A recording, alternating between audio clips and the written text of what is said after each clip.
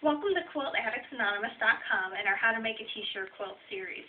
If you watched last week's video and this is your first quilt or your first large quilt, you might be wondering how exactly are we going to get all those T-shirt blocks together. Well, we're going to start by making what's called foursies, and that's putting 4 blocks together at a time. And most of the quilt sizes are divisible by 4. So you'll be able to make however many sets of 4 are in your quilt, and if you have an odd number, then just make a set of 2 to go with that. And what I'm going to do is show you how to do that today. What I have here is the bottom corner of the quilt. And the first thing you'll want to do is put the sashing strips along the bottom and the side of the quilt. Now that we know what the bottom and side blocks are. So I've already attached the sashing strips to the bottom of this block. And then the other thing you're going to want to do is flip the blocks over so that you have the columns going over on each other.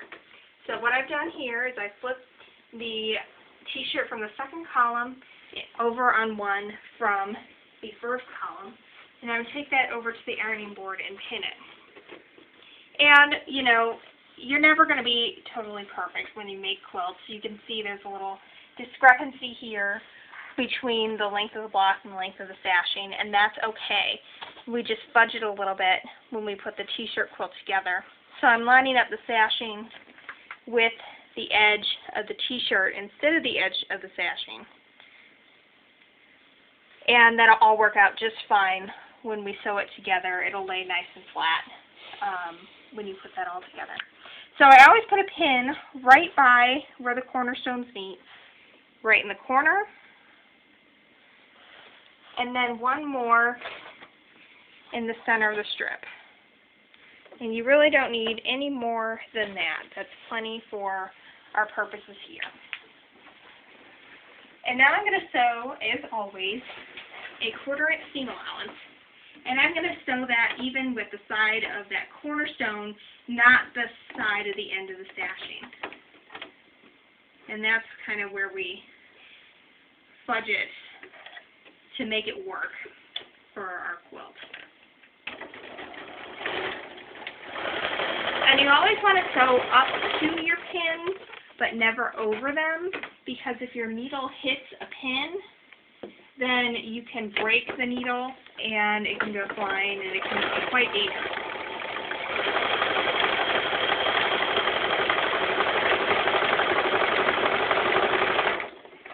So we're coming to a pin. Take that out.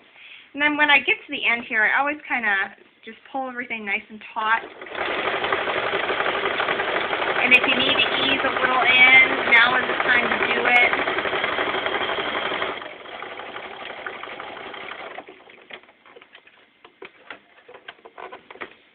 Sew to the end there.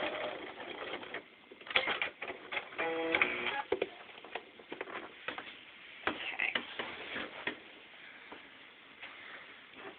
We'll go back to the ironing board. We're going to set our seam and then press it open. And when you're pressing these seams open, you kind of want to pay attention to what's above, what direction you're pressing the seam above and below it, because at all possible, whenever you can, you want to have those seams facing different directions, because that makes your joins a little sharper and makes everything work a little better.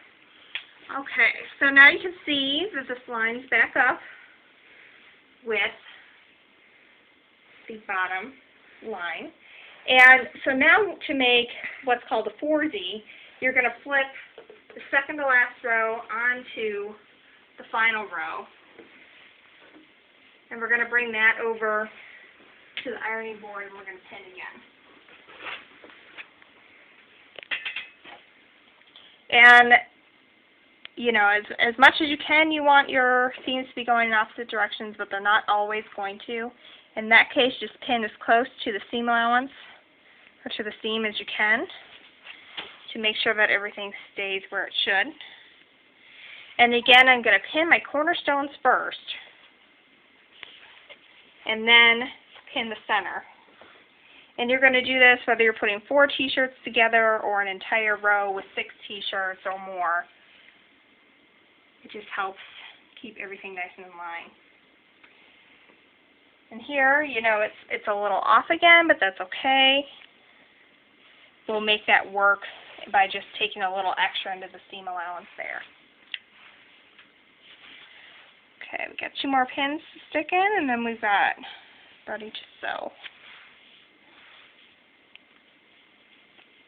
All right, let's go back to the sewing machine.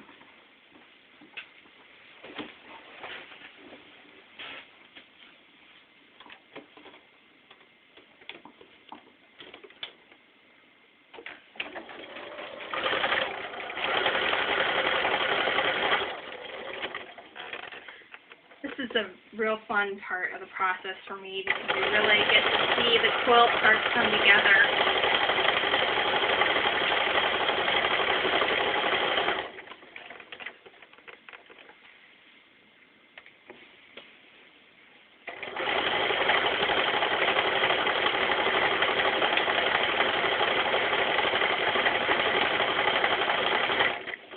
And if you've missed the previous videos or need to know what the fabric requirements are, just go to quiltaddictsanonymous.com/tutorial and you'll be able to see all the videos and the previous posts and find out how much fabric you need, how many strips of sashing you need to cut, how many cornerstones.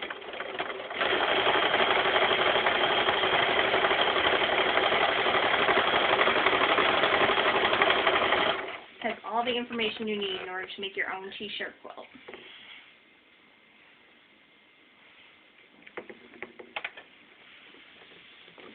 And again, that address is quiltaddictsanonymous.com/tutorial.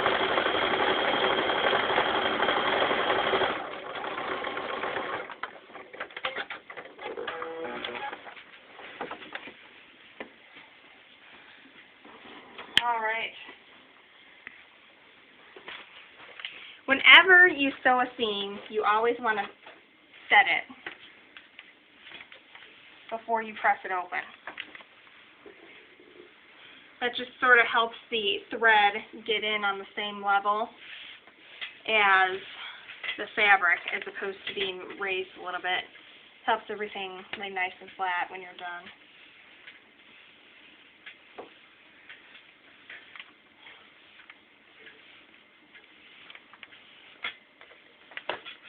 And now we have the bottom corner of the t-shirt quilt. And you're going to make as many of these as you need for depending on the size of your quilt. And then once you're done making the sets of 4, you'll then start sewing them together. So my next step would be to flip these right sides together.